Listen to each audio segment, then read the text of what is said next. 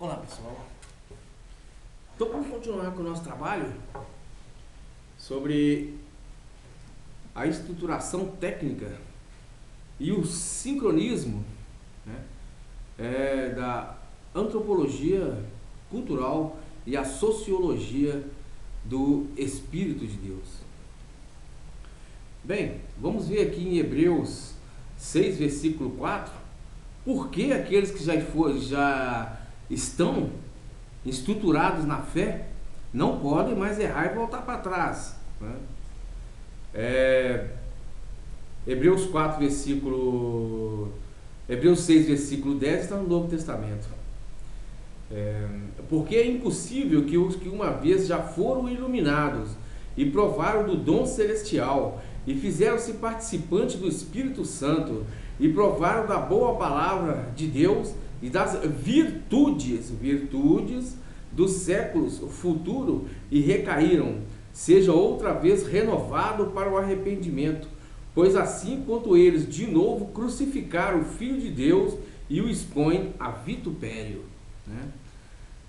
Quanto a eles de novo crucificaram o Filho de Deus e o expõem a vitupério, a vilipêndio, a desprezo, né? Quem é esse Filho de Deus? Como eu já falei para vocês, é o mimim, né? Porque, como eu já disse anteriormente, na abertura do inconsciente de uma criança é o mimim, né? E o Senhor não fez o homem a segunda vez, ele fez um mimim. E aquele mimim foi crescendo, aquela criança foi crescendo, e depois entrou o eu, né? Aí tem o pai e o filho, né? E nessa instância, ao invés do pai cuidar do filho, o pai desprezou o filho, né? E nesse desprezo, né, ele ficou como se fosse um órfão, porque o pai não quis pagar o preço da equidade, né, que é o direito do outro, né? E que também é o perdão, o nosso perdão em diante do Senhor, porque a Bíblia diz que é perdoando é que isso é perdoado, é dando é que se recebe, né? E não perdoando também não será perdoado, porque como diz a Bíblia aos Coríntios 2, segundo aos Coríntios 5, versículo 10, que o juízo, né, o juízo futuro diante de Deus, né, ele será sem misericórdia sobre aqueles que não fizerem da misericórdia, que não praticarem a misericórdia, né? E a misericórdia, ela triunfa do juízo, né? Como já disse anteriormente, é impossível que Deus tenha piedade e misericórdia de você assim que você falecer, né, do teu espírito, se você não teve misericórdia também de mim, não é verdade? Então,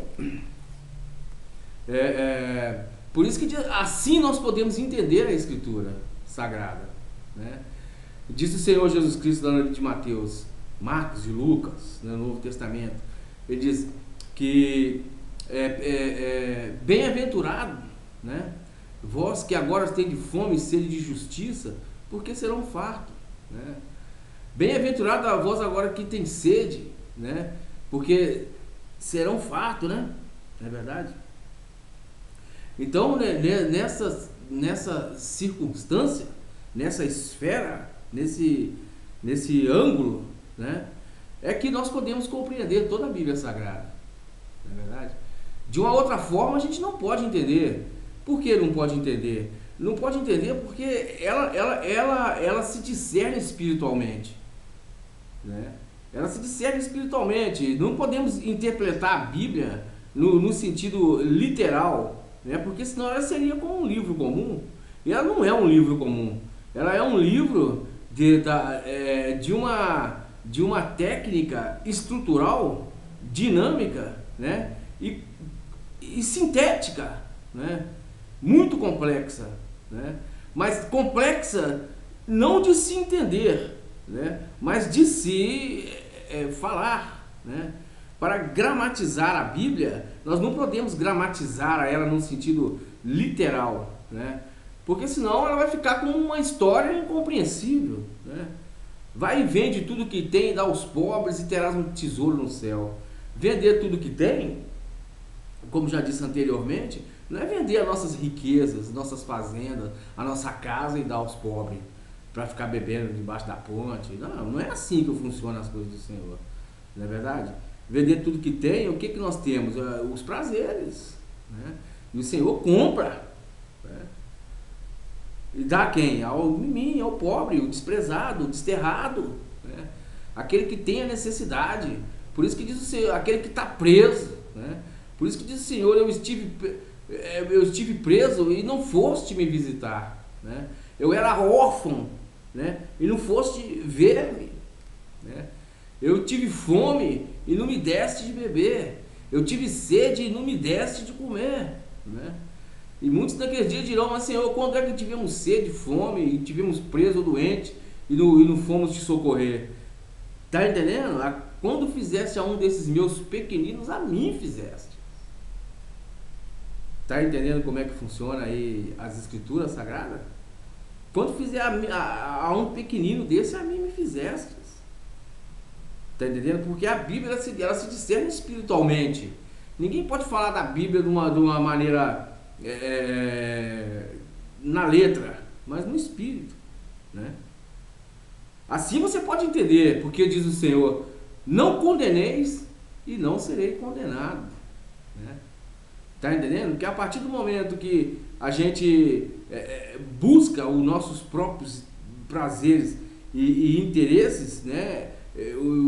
Com o engano, o engodo carnal, porque essa carne é uma carne animal. Né? E nós somos recheados com mais de 100 mil neurônios. Né? Então, eles, quando aproximam um animal do Lucifer perto da gente, ele só a presença dele já nos transfere a sua vontade, a sua utopia. Né? Se você está pensando em prostituir, é porque tem um animal de prostituição do teu lado. Se você está pensando em um homicídio, em cometer um homicídio, é porque o Satanás está do teu lado. Né? Tá entendendo? E assim processualmente. Né? Quando nós vivemos no mundo onde nós estamos no tempo e no espaço, relatividade, o nosso espírito está diante de Deus e diante do diabo. Né? Então a quem nós iremos aceitar? Né? A quem nós iremos recorrer? Né? A quem nós iremos ouvir para que nós possamos fazer as coisas corretas, né? Sem errar, né? Sem cometer a loucura de errar. Tá entendendo? Porque uma só prostituição, você mata o Jesus que é gerado em nós. Que até um Jesus é gerado em nós também. Tá entendendo? Um Jesus também é gerado em nós, né? Que fica como pai do mimim, pai das miminhas, pai dos alvinhos, pai das alvinhas, né? Pai dos miminhos, tá entendendo? Então, ele é a família dele, com ele que está sendo gerado, né? Se você comete uma relação sexual fora do casamento, né, você destrói esse Jesus, né? Aí você passa a ser o culpado do Zé. Quem é o Zé? O demônio de iniquidade que nega os irmãos. E o compadre do Zé, sabe o que acontece? Esses demônios passam a urinar no Senhor Jesus. Né? Por isso que tem aquela ideia de compadre ou comadre. Tá entendendo? E assim, quando você abandonar literalmente abandonar a relação sexual fora do casamento, que disse o Senhor que todo pecado que o homem comete é fora do corpo, mas esse é o pior que existe, né? Tá entendendo? Aquele que prostitui, ele pega contra o seu próprio corpo, aí você destrói a cultura do Senhor, né? E disso falaremos daqui a pouco. Fique ligado. Tchau, tchau.